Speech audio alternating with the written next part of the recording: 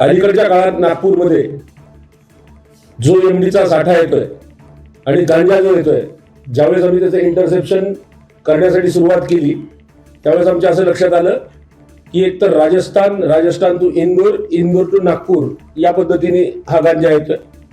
आता ह्याच्यामधला संजय गंगवानी नावाचा आरोपी जो आहे त्याला आम्ही 512 ग्राम गांजासहित त्याच्या मोपेड सहित अटक केलेला आहे. जवळपास त्याची किंमत पूर्ण 1,03,00,000 इतकी त्या एमडीची किंमत होते. आणि याच्या मागची बॅकवर्ड लिंक ही आम्हाला इंदोरपर्यंत जाताना दिसते. फर्दर तपासासाठी आमची इन्व्हेस्टिगेशनची टीम आम्ही बाहेर पाठवलेली आहे. कुठं तिथं कारखाना आहे की मधलाच पेडलरपेक्षा वरती स्टेपचा माणूस आहे याचा तपास आम्ही घेत आहोत. संजय गंगवानीचा ज्यावेळेस रेकॉर्ड आम्ही पाहिला तर त्याच्यावर पूर्वी 2 क्रिकेट सट्ट्याचे गुन्हे दाखल असल्याचं दिसून येतं. यापूर्वीही त्यांनी अशा प्रकारच्या कन्साइनमेंट आणल्याची शक्यता नाकारता येत नाही. त्या दृष्टीने त्याचा तपास सुरू आहे. 21 तारखेपर्यंत संजय गंगवानीची PCR आम्हाला प्राप्त झालेली आहे.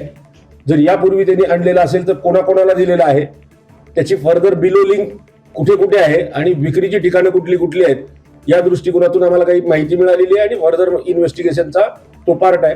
पण सगळ्यात महत्त्वाचं बॅकवर्ड लिंक्स ज्या आहेत त्या बॅकवर्ड लिंक्सवर आमचं लक्ष आहे की जेणेकरून तिथूनच मूळ मुद्द्यालाच आपण हात घातला पाहिजे आणि इरॅडिकेशनच्या दृष्टीने त्यामध्ये प्रयत्न केले पाहिजे. वे ऑफ ट्रान्सपोर्ट जो होता एमडीचा तो आम्हाला लक्षात आलं की ट्रॅव्हल्स आहे. मागे एकदा ज्यावेळेस वे ऑफ ट्रान्सपोर्ट लक्षात आलं मुंबईवरून रेल्वेने येत होतं आणि तेही अननोन व्यक्तीच्या मार्फत, म्हणजे एकाने दुसऱ्याने तिसऱ्याने चौथ्याला. इथे ट्रॅव्हल्सवरून पार्सल येतं आणि पार्सलसाठी हा व्यक्ती जातो आणि उचलतो आणि पार्सल घेऊन संबंधितांना तो देतो असं लक्षात आलेलं आहे. त्या दृष्टीने आमचा तपास सुरू आहे. अशा 2